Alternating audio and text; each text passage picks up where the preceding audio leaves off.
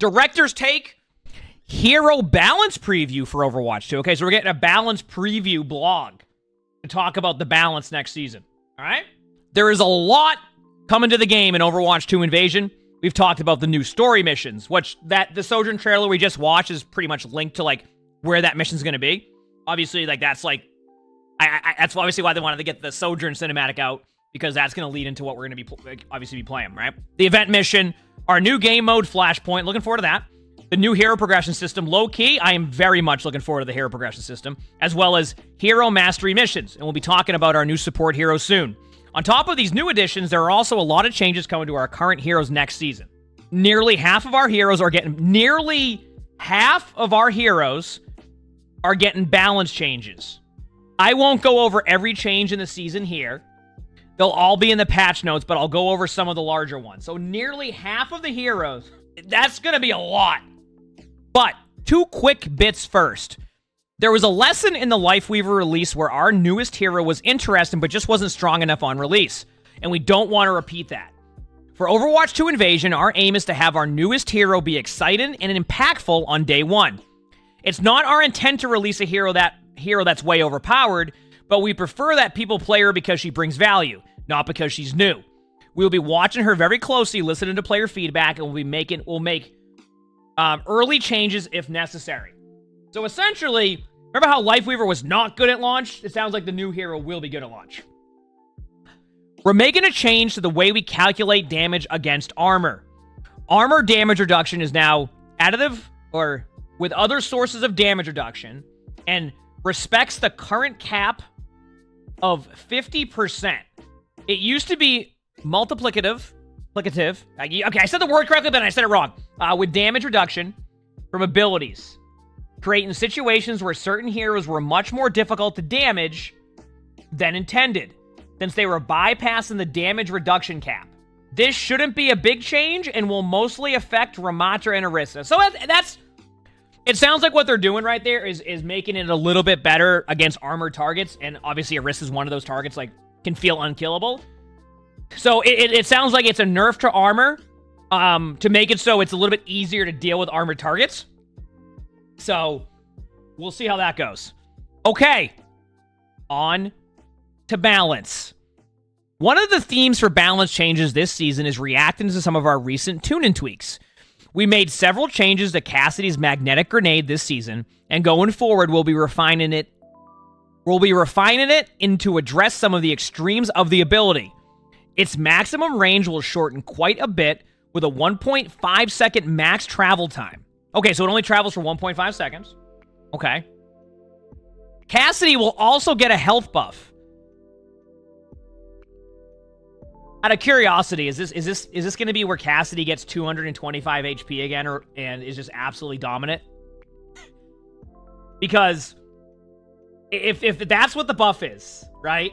If Cass gets that HP back like before, Cass is going to be really strong again because of that HP. Every time Cassidy gets that extra HP, Cassidy becomes really strong. And some changes to his damage fall off. So it sounds like they're going to be buffing the health and making it so the damage fall off might be back to what it was or something similar. But I'm a little bit concerned with Cassidy's HP going back up. We'll see what HP it is and all of that, but I'm curious on that one.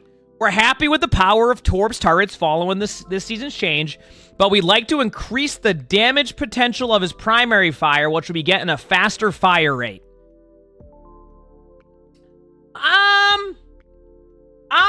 Listen, I'm okay with that. I'm okay with that. I'll tell you why. Because Torb turret's not as good as it was. What my issue, though, is if you combine it with the faster fire rate on Torb, how is it going to be combined with Torb turret now? Even if Torb turret's... Like, I'm curious to see. Like, Torb turret's nerfed, but if Torb's able to do... I don't know. We'll see.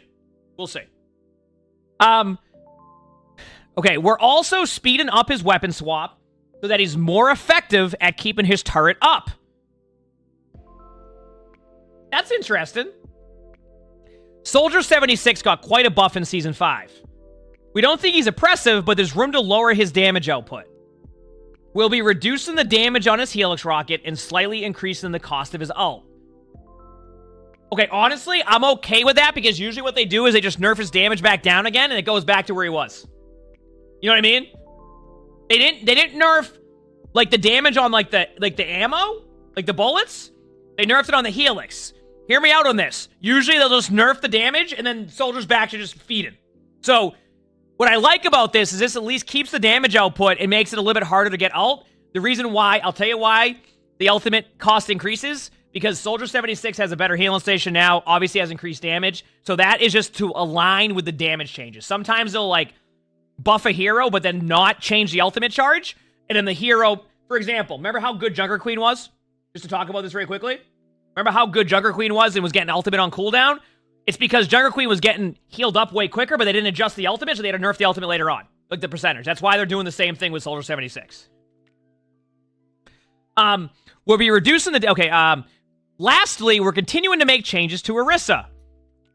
Her Fortify ability will now grant 125 bonus health, and the start of her damage fall off will be slightly extended. So my guess is that because they nerfed armor, they're buffing Orisa's armor again. Before I see that change and go, oh no, like, Orisa's gonna be dominant now, I also want to make sure I have to see that the new armor changes. Because it may just be the same as before, just the new armor changes. But, like, bringing back Orisa's bonus health armor and then bringing the fall off slightly extended makes me feel like Orisa will be good during, like, that hog meta. At the same time, I need to see how, like, the new armor changes are. Like, I read the armor changes and I get it a little bit, but I need to see how it is in game. All right? I need to see how it is in game.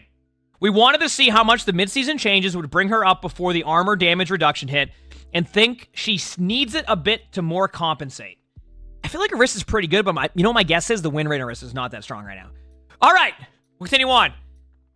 While we're releasing a new support in Invasion, we're also making quite a few changes to our current support heroes. We're continuing to focus on Lifeweaver. We think he's in a much better state now that it is launch, but would like to focus on two aspects of his kit. Given his ult more impact, I can agree with that, and given Lifeweaver himself more survivability. Makes sense. Part of Tree of Life's healing will now be converted into overhealth. Up to a maximum of 100 health per player. That's actually a good change.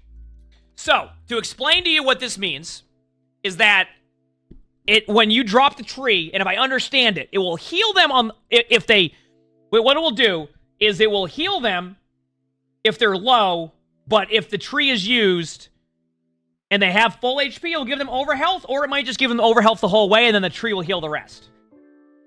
But I think that is a really, really, really good change for Tree of Life. That makes it feel like Tree of Life is a lot better than it was before. You know, and obviously I've been, I meme about it a little bit, so... He will also get added survivability by converting some of his health to shields and upping the amount of healing done by Rejuvenate and Dash. Chat, I'm going to be honest with you, and I don't know if this is a hot take or not, but I think Lifeweaver's going to be good next season. I think Lifeweaver's going to be pretty good next season. Now, I'm not saying in, like, top 500, like, specifically, but I think, like, Lifeweaver across a lot of ranks is going to be pretty good, from what I'm understanding right now. Like, I think Lifeweaver is definitely going to be pretty good. All right.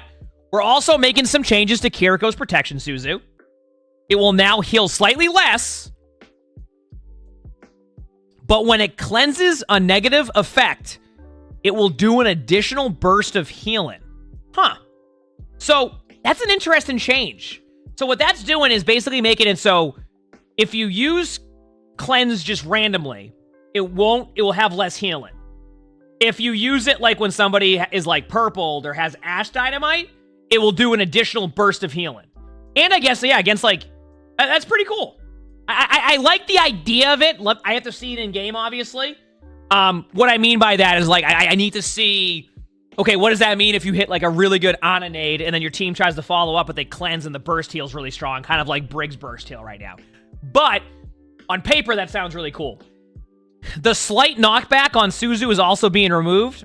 I mean, I guess, like... I get it, but I don't know why.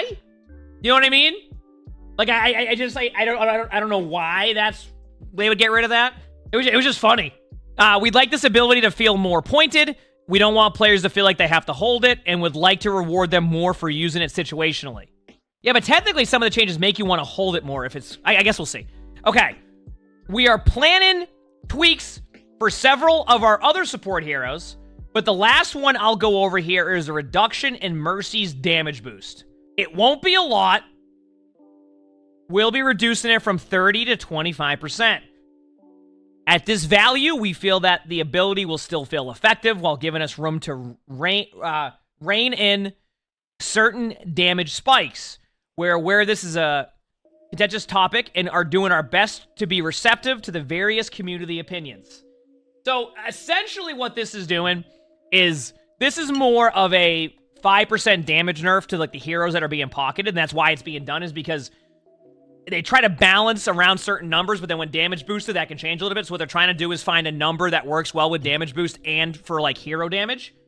I think that's what they're trying to figure out, because, like, some heroes, they're like, oh, we got them perfectly balanced, but then they become really OP, etc. So they're trying to find, like, a way to not over-nerf it. So, if I'm correct, isn't Discord Orb 25%? I think, something like that. I can't remember specifically, but yeah. Anyway. I think they're just trying to get, like, the numbers down to where they want it. We'll see what happens. I think that's on the same level as Discord Orb, so we'll see. There are a few other notable mentions. Sombra has a few small changes coming next season, but in Season 7, she'll debut her larger rework, complete with a new ability. So it is confirmed that in Season 7, Sombra will be having the larger rework with a new ability. So it's happening. It is finally happening on the rework. Ramatra and Doomfist's block will now reduce stuck damage, and we're making changes to Bastion's kit to help him feel more fluid and increase the potential for his tactical grenade. That'll be interesting. I have no idea if that means for Bastion, but I guess, like, the reduction on the stick damage is probably good. I know that could have been frustrating sometimes when you get, like, you have the stick damage. I guess they're making that consistent. All of this, as well as the rest of Overwatch 2 Invasion, goes live on August 10th. I can't wait and hope to see you all in game. Till next time. Well, there's a lot of stuff changing. That's for sure. Not only do we have a bunch of, like, new stuff coming, there's a bunch of balance changes at that. So that's pretty interesting.